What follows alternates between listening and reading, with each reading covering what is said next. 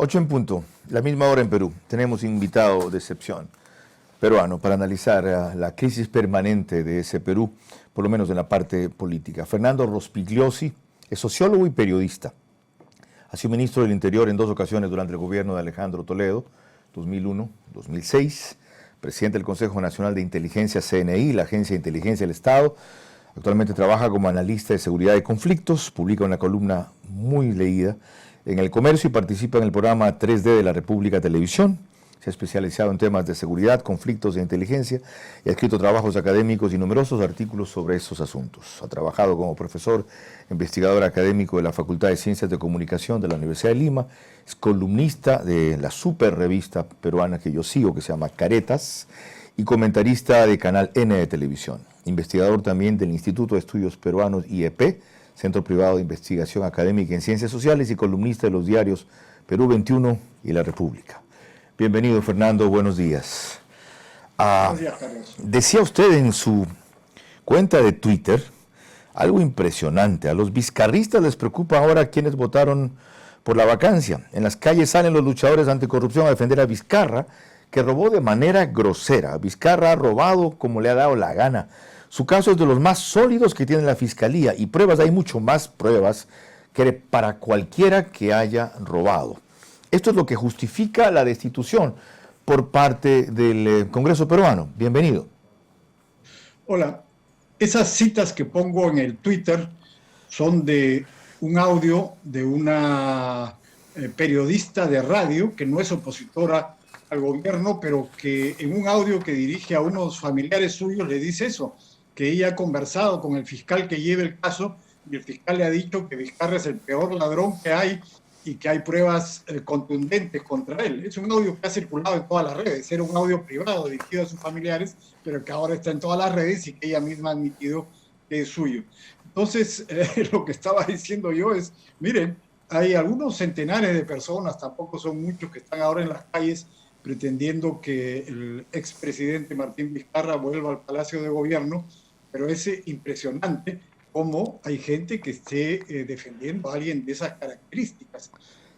Para decirlo en 2 palabras, yo entiendo que la destitución del presidente de aquel entonces, Martín Vizcarra, se ha producido no solamente porque sea un corrupto o un incapaz moralmente, como dice el artículo pertinente de la Constitución, ¿verdad? Hay que decirlo, hemos tenido varios presidentes corruptos en los últimos tiempos, y eso no es un motivo necesariamente para su destitución, sino que es primera vez en la historia del Perú que un presidente en ejercicio es descubierto con las manos en la masa, no por una investigación periodística o por habladurías o chismes, sino por un fiscal que lo viene investigando desde hace más de 2 años, tiene 5 o 6 testigos o colaboradores eficaces que han dicho con detalles cómo el presidente actual, cuando era gobernador regional en una provincia, pedía coimas, sobornos por obras que él entregaba, a dónde le daban las coimas,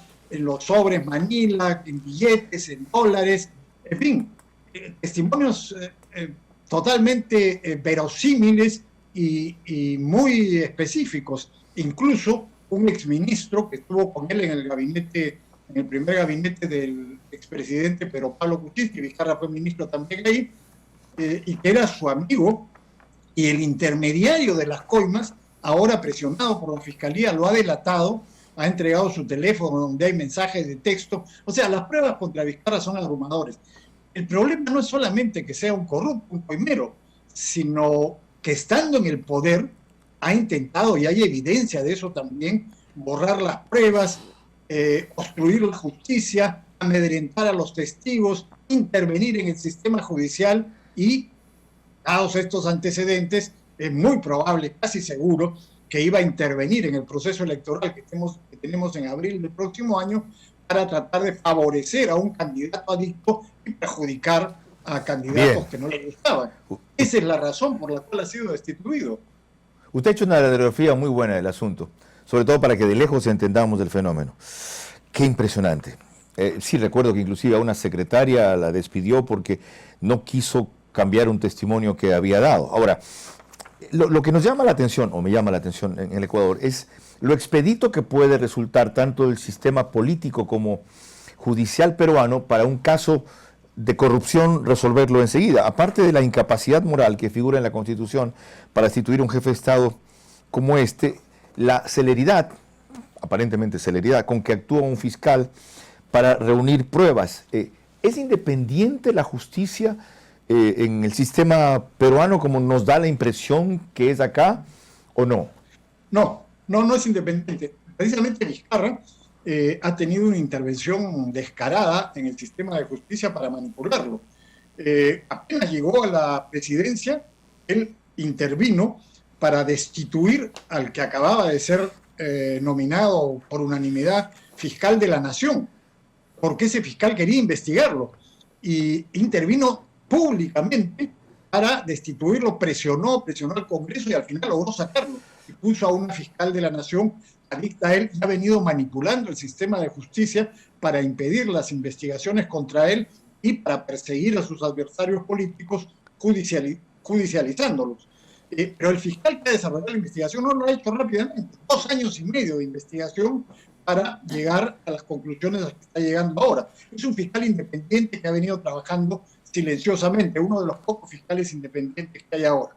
Ahora, respecto al artículo de la Constitución para vacarlo, ese no es un tema judicial, es un tema político. Ajá. Mi interpretación se la digo en 2 palabras.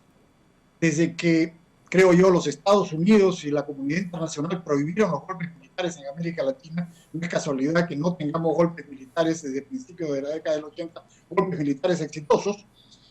Los latinoamericanos, que seguimos siendo latinoamericanos, hemos encontrado otra manera de resolver las crisis y sacar presidentes. Ese es lo que la Constitución peruana dice, incapacidad moral permanente, y que otros tienen en términos parecidos. Ustedes Correcto. en Ecuador, salió Abdalá Bucaram, salió Yamin Maguad y otros más. Nosotros hemos tenido a Fujimori, a Kuczynski. Esto empezó en el año 91 con Collor de Mello en Brasil. En mi contabilidad hay 17 presidentes que han salido de esta manera. Es una manera legal, constitucional o semi-legal para sacar presidente, resolver una crisis política y no terminar en un golpe militar. Bien. Fernando, este programa... Fernando de la Rúa, Goni Sánchez de Lozada, en fin, tenemos muchos ejemplos en América Latina. Entonces, esto es un proceso político, una válvula de escape a una crisis para no terminar en un golpe militar, y no es un proceso judicial. Le digo, Collor de Mello fue sacado del poder así, le hicieron un juicio que duró 10 años y al final lo declararon inocente. No es un proceso judicial, es un proceso político para resolver una crisis. Está claro, cierto, lo que usted recuerda de Bucaram, en el 97 de febrero fue eso, 6 si no me equivoco, Sí. por incapacidad mental. Es verdad, es una figura parecida a esta de incapacidad moral. Este programa lo conduce conmigo Verónica Cuello y tiene un par de inquietudes para Fernando Rospigliosi, sociólogo y periodista peruano. Son las 8:08. Fernando, buenos días. Gracias, Carlos. Buenos días. Vizcarra viene para reemplazar a Pedro Pablo Kuczynski. No tenía vicepresidenta porque renunció en mayo y entonces le toca subir a Manuel Merino para reemplazarlo. ¿Qué se espera de Merino? ¿Qué se debe esperar de él? Mira, el gran temor que hemos tenido muchos es que Vizcarra, que hizo un gobierno pésimo, dicho sea de paso, tenemos el número más alto de muertos por millón de habitantes en esta crisis, la caída peor del PBI en América Latina, salvo Venezuela. El gran temor que teníamos es que fuera un gobierno del Congreso, porque este Congreso también lo creó Vizcarra. Vizcarra disolvió ilegalmente el Congreso anterior en septiembre del año pasado, porque era un Congreso donde tenía mucha oposición, y convocó nuevas elecciones. Y este Congreso que él mismo nos trajo al Perú, lo ha destituido. Bueno, el gran temor era que este Congreso, que es muy malo, muy fragmentado, muy populista, fuera el que integrara el gobierno, es decir, que Manuel Merino hiciera un gobierno del Congreso. Pero todo indica que no va a ser así. Ya tenemos un presidente del Consejo de Ministros que ha juramentado el día de ayer, que es un político que no es un populista, ni mucho menos, es un político de larga trayectoria, que ya estaba retirado de la política, es un hombre de 78 años, que no tiene ya mayor interés en su futuro político, y que es un hombre decente, honesto, y que se espera que cumpla un buen papel. Hoy día va a terminar de armar su gabinete ministerial, y esperemos pues que sea un gobierno razonable, moderado, que sea imparcial en las elecciones del próximo año, que va a durar solo hasta julio del próximo año. Correcto, para los pocos meses que le resta. Ahora, usted habló de populismo varias veces y lo ha mencionado últimamente. ¿Por qué cree usted que Perú sigue siendo una tierra fértil para el populismo? Bueno, desgraciadamente el populismo es un tema que está en el mundo entero. Estamos viendo en Europa, en Estados Unidos, primera vez que tiene un gobierno populista como el que acaban de tener. Y en el Perú hay unas tendencias populistas muy fuertes que se han reflejado en el Congreso y que por supuesto se van a reflejar en las elecciones del próximo año. Eso es un peligro muy, muy fuerte para el Perú y creo que para muchos países de América Latina. Estando en una situación de crisis, es muy fácil que corrientes populistas tengan mucha influencia o accedan al poder. Es facilísimo ofrecerle a la gente el paraíso en la siguiente esquina, decir que el Estado tiene que gastar todo lo que tiene que gastar. Al final ya sabemos cómo termina esto en crisis, en hiperinflación, en desempleo y todos los males que ha vivido nuestro continente durante mucho tiempo. Así es. Fernando, hasta aquí conmigo con la entrevista. Continuamos con Carlos Vera, para usted. Para una más, Fernando, yo mencionaba al principio que usted fue 2 veces ministro del Interior en los gobiernos de Alejandro Toledo. ¿Por qué Alejandro Toledo, usted que estuvo cerca, cayó también en la corrupción? Mira, no lo sé, no lo entiendo. Realmente yo lo he conocido de cerca. Es un hombre que, como cualquier persona, tenía defectos, pero en verdad yo nunca imaginé que fuera un corrupto como después se ha demostrado. Realmente ha sido una tremenda desilusión. Y debo confesar que yo fui uno de los ilusos que a partir del año 2001, cuando participé en la campaña de Toledo y luego entré a su gobierno, creía que el Perú podía dar un cambio muy importante. Por primera vez en la historia se juzgó a un expresidente de la República como Alberto Fujimori, a comandantes generales de las Fuerzas Armadas, a empresarios, a gente poderosa. Por primera vez se les juzgó y se les sentenció por corrupción. Yo creí que eso iba a significar un cambio, desgraciadamente me equivoqué. Lo que hemos tenido después es la continuación de lo mismo en otra forma, mucha corrupción, no se amilanan, no se amedrentan, siguen creyendo que van a quedar impunes.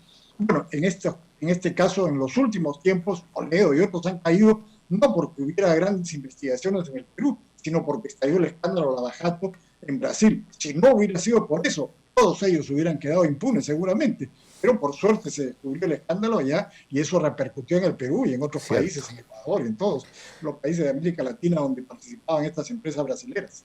Mil gracias, Fernando, por esto que yo llamé una radiografía. Al principio ha sido una disección de la realidad peruana actual para que desde acá la podamos entender mejor. Un abrazo. Gracias, Carlos. Hasta luego. Muy honrado. 8:13. Un monumental analista peruano.